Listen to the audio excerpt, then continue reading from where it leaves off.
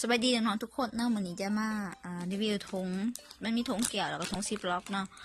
บ่ทันได้รีวิวสกูชี่เด้อเพราะว่าคลิปสกูชี่มันของขางยาวเนาะก็เลยบ่ทันได้ตัดต่อจะมารีวิวถุงเกี่ยวกับถุงซิปล็อกให้เบิ่งก่อนเนาะนี่เป็นถุงเกี่ยวขนาดน้อยนั่นที่เอามาขายขนาดซ้ำใส่สตรอเบอรี่ของอีริกได้เนาะ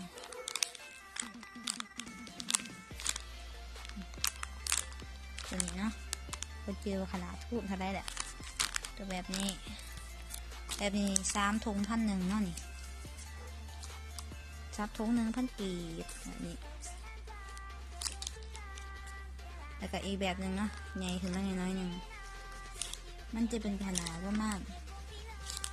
4x6หรือ4x7ในไส้ของบันยังโอเคเนาะ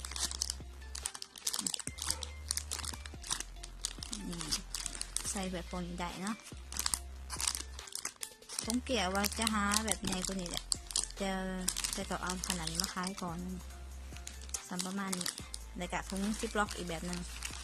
เป็นแบบขนาดน้อยถุงละ1,000 กีบนะใส่กับห่อของมิโมโมะได้ขนาดประมาณนี้เทียบกับมือเนาะ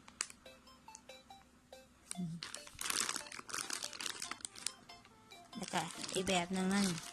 เป็นถุงขนาดใหญ่เลยนี่ใส่เพชรซูตัวนี้เป็นของก๊อฟเนาะพอดีเด็ดเท่าไหร่เอง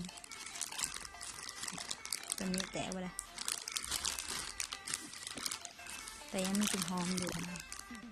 ใส่ได้สบายเนาะใส่อีกอันนึงก็ได้ออฟฟิศตัวนี้ใส่อีกอันนึงก็ได้ตัวนี้ทง2,000 กีบเนาะแต่ว่าบางออเดอร์จะแถมให้นะสำหรับใครที่บักซื้อเครื่องไว้ที่เป็นราคารวมเป็นราคาทรงเราจะแถมให้แบบนี้เนาะโอเคสำหรับวิดีโอนี้ก็เบอร์เท่านี้นะครับสำหรับใครสนใจอยากสั่งซื้ออันใดกับเส้นทางไดเรกของ IG เขามากกว่าใดจะตอบไวกว่า WhatsApp เนาะเพราะบางทีบนออน WhatsApp แล้วก็ WhatsApp ก็ยังเป็นเบอร์เก่าไลน์ก็ยังใส่ไลน์เก่าเนาะหากสนใจอันใดก็สามารถสอบถามเข้ามาได้เนาะโอเควันนี้บ๊ายบาย